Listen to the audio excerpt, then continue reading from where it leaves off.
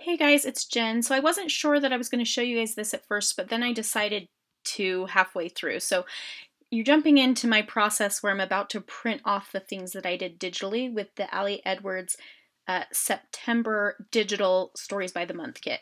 So it has a September theme. You can check it out on aliedwards.com. But basically what I've done is, you can see this paper here. It's sized to 8.5 by 11 because that's what fits in my printer.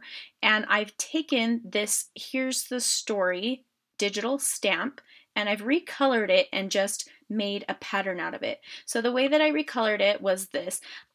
You can click on the stamp, and what I did was, I'll show you really quick. This is a good tip if you're trying to figure out like a kind of color scheme for your project. What I did was open the preview image, and then I just grabbed colors with my color picker over here from these cards to fill in the different colors for my stamp. So I've grabbed that olive green, and now what I'm going to do is go to Edit, Fill, and then make sure I have foreground color chosen and click OK, and it's going to change it to green. And then I can drag it over to my project and size it. And what I did was I did 9 different colors and then I just duplicated it. Now there's probably an easier way, but I just decided to duplicate it several times. So that's what I've done for my background here. And it didn't take very long. After I got them duplicated, I just copied like all 9 of them together and then dragged it over, and they all clicked and lined up because that's how I have my Photoshop set up. So that's how I did the background paper that I'm going to use.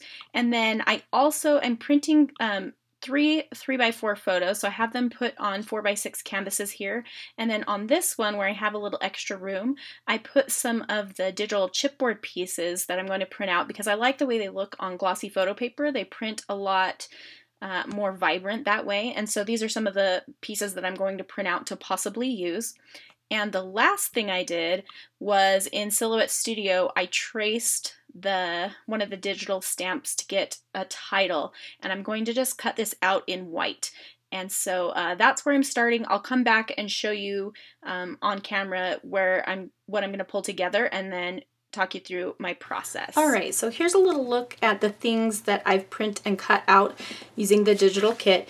I'm starting with this just background paper. It's kind of got a bluish color to it that reminds me of this blue color from this little chipboard piece. But I went ahead and cut my title out of white cardstock, and then this is what the paper turned out like that I printed, that has all of the different, that I just made a pattern out of that digital stamp. And then I printed my photos, and then this one didn't print out quite right, so I printed it again and I shrunk these pieces down so I have the option of having them slightly smaller, and so I have those. And then I cut out the word September 2 more times because what I think I want to do is glue all 3 of these and stack them together and make them fit in here. And they'll pop up a little bit, and I think that will be a cool look. So that's where I'm starting, and I'm gonna go ahead and put you on fast forward. All right, so I'm starting by cutting apart my photos, and I've just printed these at 3x4 as I mentioned before. Often I'll print my 3x4s with a slight white border, but I didn't this time. And now I'm just gonna play around with the arrangement of how I want these to go on this layout. So I have kind of a grid idea in mind, and I like the way that's going to be looking, and I'm trying to decide how I want to use this paper that I printed. So at this point I'm thinking, let's cut it in half and see if I can put it on either side of the layout and have the photos kind of go down the center. And so that's kind of what I'm trying out, and I actually really love this, but I will end up cutting it down even more so that the September story little silhouette die cut that I made will have some space on either side of it, and I like that a lot. So I'm building my grid in that way, and there will be a little space below that top, or on the left photo there's a little bit of space below it, and that's where I'm going to plan to put my journaling. So grid always works. You can just puzzle everything together even if you don't have the same size of items. Like when I have some photos that are vertical and some that are horizontal. Sometimes that can be tricky, but I think that doing a grid works really well for that kind of thing. So just something to keep in mind.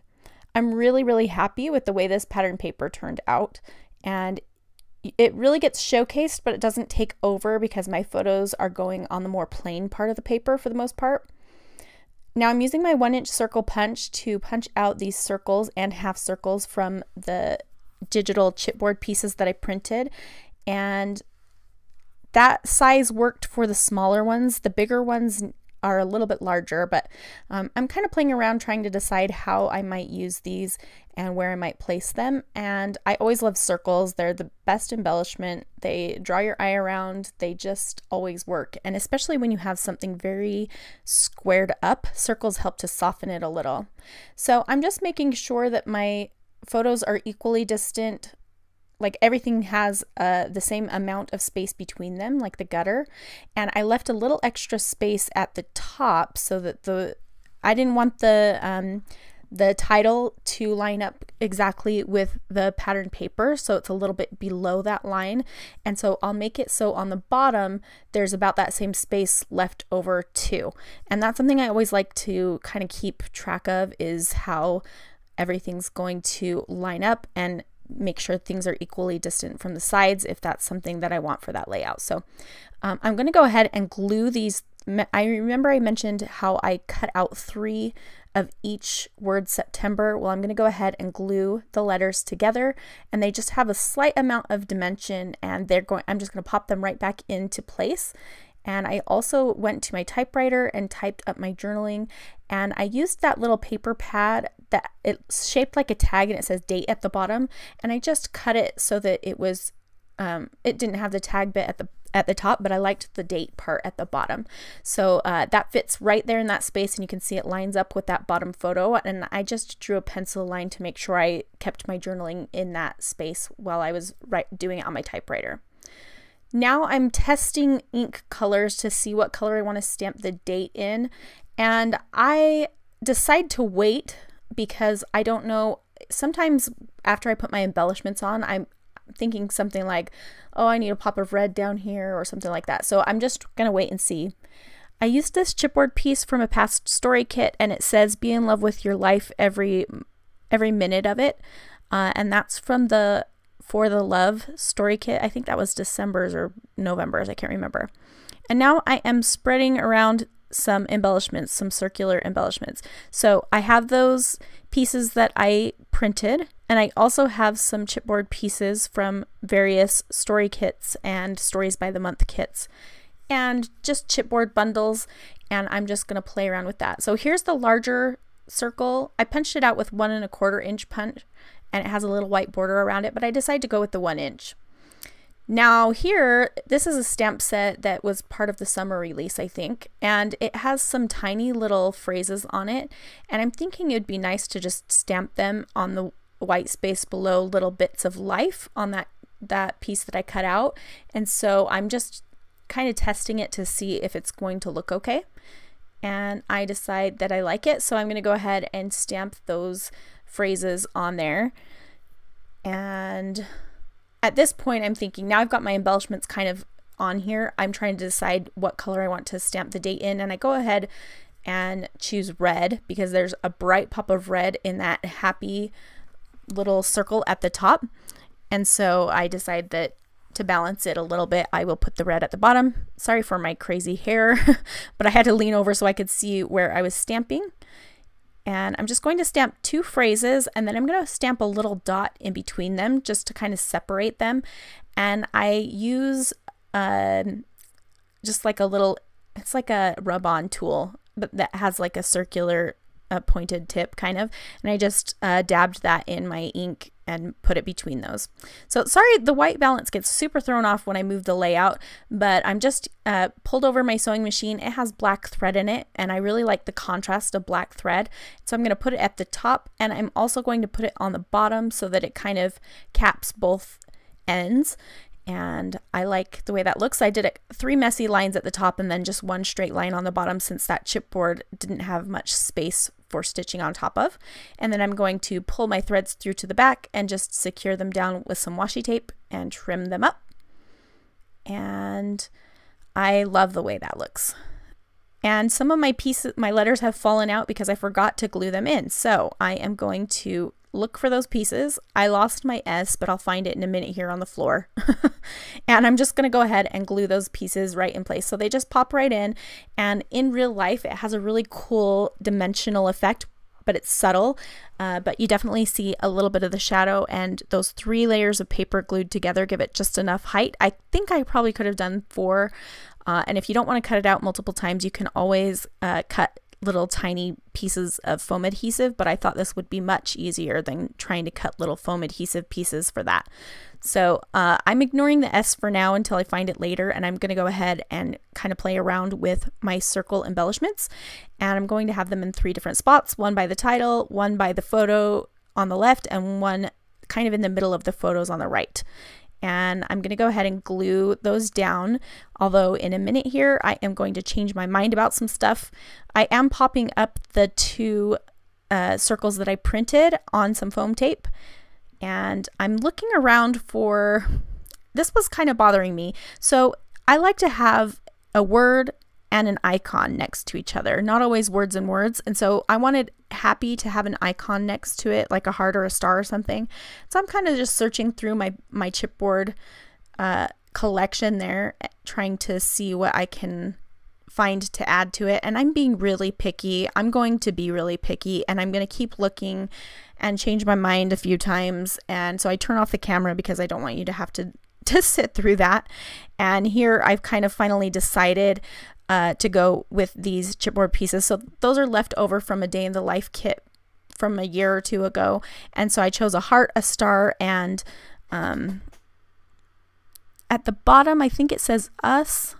I don't remember. I think I changed that one. Anyway, maybe I don't.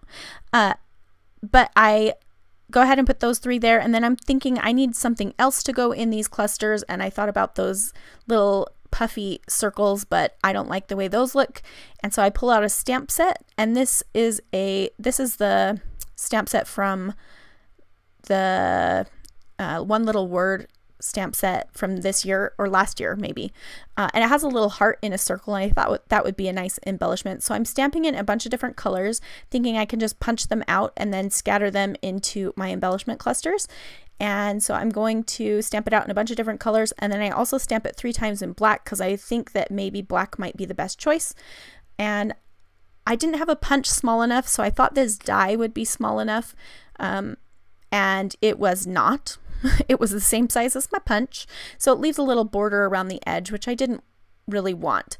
But so I go ahead and punch all of the circles with my little what is this, a 1/2 inch punch? I can't remember, but I punched them all out just so I could place them around to see what colors I wanted to use. So I start by trying out the colors, and then you'll see me here in a second replace them with the black hearts on top to see how I like that, where there's black in each cluster, and I kind of like it. It really draws your eye, and so I decided to just stamp directly onto the background since I'm using black and it will show up.